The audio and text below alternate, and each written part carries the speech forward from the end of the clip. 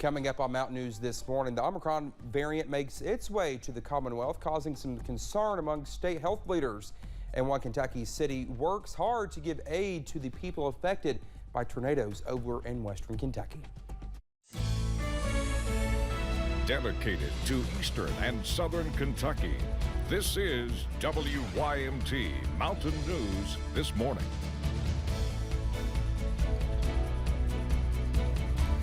Good morning to you. It is 6 o'clock on this Monday morning. I'm Dakota Makris. Thank you so much for waking up with us and starting your week with us. We surely appreciate you. And let's head over to Brandon for a look at that forecast. Brandon, we don't appreciate forecasts, though. No. Well, we do not. Well, I kind of do, but this time of year I kind of don't. We don't appreciate the Christmas Day forecast, maybe. Yes. But that's later on in the newscast. That's later on in the newscast. Let's focus on today first, and we're going to see a cold start to today there. Frosty in some spots there, but look at that. Low to mid to upper 20s. Monticello now the coldest spot in the region, taking it down to 21, 22 Irvin, 23 in Wise, mid to upper 20s across the rest of the region, including now below 30 in Moorhead and Jackson, which were our warmer spots a little earlier. And you see a big change from this time yesterday morning. 11 degrees colder in Hazard and Wise, 17 degrees colder in Monticello, 13 degrees colder in Middlesboro, and 14 degrees colder in Ashland. So we're right about average, though, for today overall. 46 is the average high, 49 is the forecast high, but the record high, 64, set back on this day in 2013. Dakota?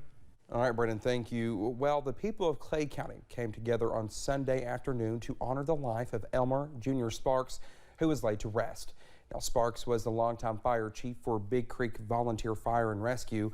The City of Manchester Fire Department originally reported Sparks' death in a Facebook post on December 12th. The post read, quote, "Chief Sparks, thank you for your service to Clay County. May you rest in peace, and we will take it from here." Well, the Clay County Sheriff's Office is mourning the loss of one of its own. A Facebook post announced that Deputy Kelly Johnson died unexpectedly while off duty, saying in part, quote, "Deputy Kelly Johnson served the citizens of Clay County with pride and integrity for many years. Our thoughts and prayers go out to Deputy Johnson's family and friends as they mourn his loss," end quote. Well, during his career, Deputy Johnson worked for the Clay County Sheriff's Office and Manchester City Police. Most recently, he was working for the Sheriff's Office as the school resource officer. Now, visitation will be tomorrow evening at 6 o'clock at Britton Funeral Home in Manchester. His funeral will also take place at the funeral home Wednesday morning at 11. Two Leslie County men are behind bars after police say one of the men pulled a gun out on a deputy. Mark Jones and Jake Maggard were pulled over by Leslie County Police late Saturday night. In a post on the Sheriff's Department Facebook page, officers say Jones attempted to run from the car by jumping down a nearby cliff, but was caught soon after. The post goes on to say Jones had to be cuffed in the front so that he could could not climb up the steep cliff, adding that while climbing, he tried to pull a gun out, but the deputy was able to take the weapon from him without incident. Both men face a host of charges. Well, Kentucky has reported its first cases of the Omicron variant of COVID-19. The state's health leaders say the virus could spread rapidly across the Commonwealth, while emphasizing the importance of mask wearing in work and school settings. During Governor Andy Beshear's Team Kentucky update on Saturday, Dr. Stephen Stack noted just how infectious Omicron really is. And one person with the Delta variant may infect up to 5 other people. It may be that one person with Omicron could infect up to 18 to 20 additional people. Dr. Stack also noted that hospitalization rates are not as high in countries where Omicron is prevalent, but urged Kentuckians to get the vaccine booster to protect themselves. Dr. Stack says it's likely breakthrough cases will increase with Omicron, but says he's confident vaccines provide protection against severe disease and death. Well, we are less than a week away now from Christmas as people head out to find gifts for the holidays. Some are gearing up for gatherings, while others are opting out again this year. Kentucky health leaders warn the Omicron variant could spread rapidly throughout the Commonwealth, but with Christmas just a few days away and many people planning holiday gatherings, health experts say the holidays could lead to a big surge. Jeremy Toms talked to a Lexington doctor about how to gather safely. Shoppers filled Lexington parking lots Sunday to search for the perfect holiday gift. The lines are really long. It's pretty packed. But some just hope that they can give out the items they've checked off their lists. And until the day of, you don't really know anymore until the day of the event if someone's going to be able to make it or not. Madison Sutton says her family had to cancel their Thanksgiving plans due to COVID.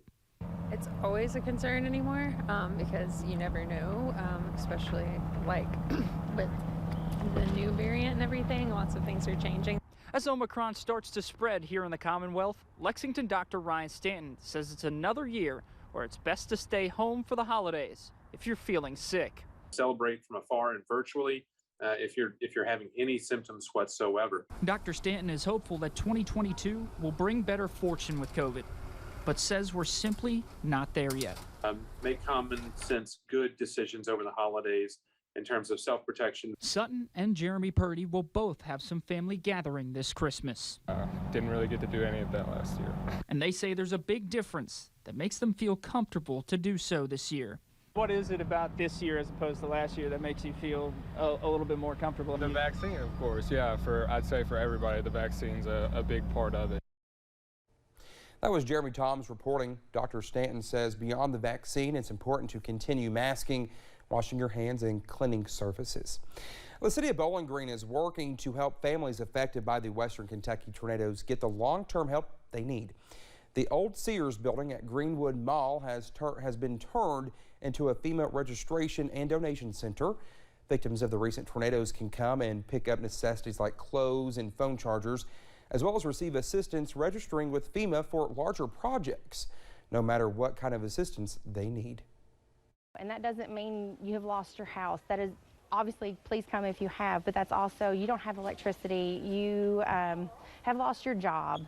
Any way that you were affected by the storm cell that came through, please come here, let us help you. Volunteers will be welcoming those affected by the tornado starting at 8 o'clock this morning. City officials say they are still in need of some items, including hair care for a variety of hair types, towels, batteries, and phone charging devices for those without power. Well, yesterday, the governor was at Pennyrile Forest State Park just south of Dawson Springs.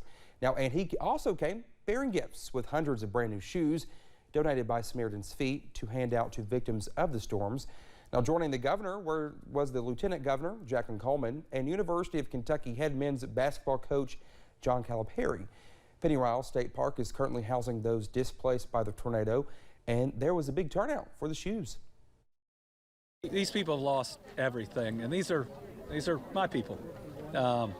Most everybody here is from my dad's hometown, a place that I grew up. It shouldn't happen anywhere, but it doesn't happen here. And to be able to be here today with Coach Cal and others, creates, I hope, a special moment. This is about people. This is about coming together. The athletic department, we all got together and did a telethon. This telethon raised $5 million. Amen.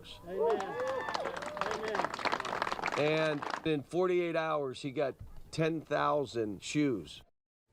Also on hand were former Wildcat stars Darius Miller and Jack Goose Givens. A total of 15,000 shoes will be given away.